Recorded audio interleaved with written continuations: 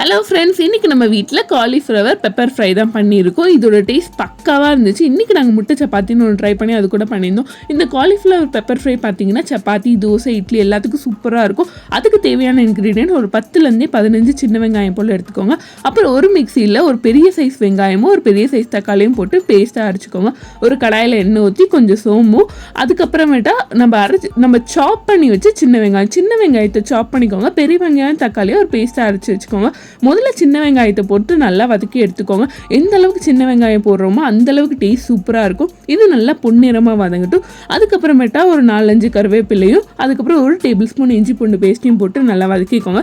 இஞ்சி பூண்டு பேஸ்ட் உங்கள் வீட்டில் இல்லைன்னா பூண்டையும் இஞ்சியும் ஒரு 4 பூண்டு ஒரு 10 இஞ்சியை நீங்கள் தட்டி கூட போட்டுக்கலாம். அப்புறம் ஒரு பக்கம் சொடு தண்ணி எடுத்து நம்ம காலிஃப்ளவரை கொஞ்சம் போட்டு சூடாக இருக்க போய் போடுங்க. அதுக்கப்புறம் கொஞ்சம் ஒரு 1/4 டீஸ்பூன் மஞ்சத்தூள், கொஞ்சம் உப்பு போட்டு அது நல்லா ஒரு 5 மினிட்ஸ் கொதிக்கட்டும். அதுக்கப்புறமேட்டு இந்த சின்ன வெங்காயம் நல்லா வதங்கினதுக்கு அப்புறமா இந்த நம்ம அரைச்சி வச்ச இந்த வெங்காயம் தக்காளி பேஸ்ட் எடுத்து அப்படியே ஊற்றிக்கோங்க.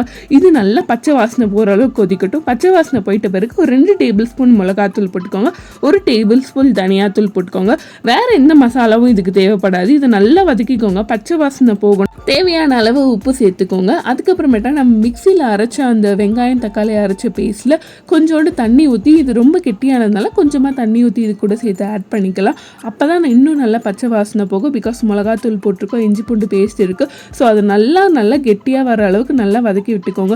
ஒரு 10 to 15 மினிட்ஸ் விடுங்க. அப்போ தான் நல்லா எண்ணெய் கக்கி வரும். எந்த அளவுக்கு எண்ணெய் கக்கி விடுதோ நல்லா ஸ்லோ பண்ணி எண்ணெய் கக்கி விடட்டும். அப்போ தான் உங்கள் டேஸ்ட் பக்காவாக இருக்கும். இப்போது ஒரு 5-10 நிமிஷத்தில் அந்த காலிஃப்ளவர் எல்லாமே நல்லா வெந்திருக்கும். அதுக்கப்புறமேட்டா அதை வடிகட்டி ரெடி பண்ணி எடுத்துக்கோங்க. ஒரு 10 to 15 மினிட்ஸ் கழிச்சு நம்மளுக்கு டேஸ்டான பேஸ்ட் ரெடி ஆகிடும். இந்த ஸ்டேஜில் நம்ம ரெடி பண்ணி வச்சுருக்க காலிஃப்ளவரை இந்த கிரேவி கூட ஆட் பண்ணிக்கலாம். இது கூட நல்லா மிக்ஸ் பண்ணி விட்டுக்கோங்க. இது மிக்ஸ் பண்ணிட்டு ஒரு 5 to 10 மினிட்ஸ் வெயிட் பண்ணுங்கள்.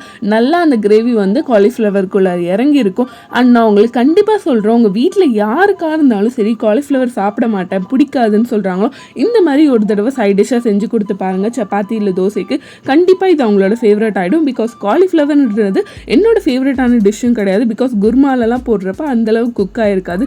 பட் இந்த மாதிரி ஒரு கிரேவி செஞ்சு கொடுக்குறப்ப ஃபஸ்ட் டைம் எங்கள் வீட்டில் கண்டிப்பாக எனக்கும் ரொம்ப பிடிச்சிருந்து, எங்கள் வீட்டில் இருக்க எல்லாருக்கும் ரொம்ப பிடிச்சிருந்து. ஸோ நீங்கள் ட்ரை பண்ணிவிட்டு எப்படி இருந்து மறக்காமல் எனக்கு கமெண்ட் பண்ணுங்கள். அப்போ தான் இதுவாக இருக்கும். அண்ட் நீங்கள் சேனலை தான் ஃபஸ்ட் டைம் பார்க்குறீங்களா, ஸோ ப்ளீஸ் போய் சப்ஸ்கிரைப் பண்ணிவிடுங்க. எங்களுக்கு உங்களோட சப்போர்ட் கண்டிப்பாக வேணும். நீங்கள் எங்களை சப்போர்ட் பண்ணால் மட்டும்தான் எங்களால் இன்னும் மோட்டிவேஷனாக நிறைய வீடியோ போட முடியும். ஸோ கொஞ்சம் இது திக்கானதுனால ஒரு கையளவு எடுத்து லைட்டாக தண்ணி தெளித்து விட்டுக்கோங்க. பிகாஸ் ரொம்ப தண்ணி விடாதீங்க, அதுக்கு அதான அந்த காரத்தோட டேஸ்ட்டே போய்டும்வாங்க. ஸோ லைட்டாக தண்ணி தெளித்து மறுபடியும் ஒரு 2 to 3 மினிட்ஸ் தட்டு போட்டு மூடிடுங்க.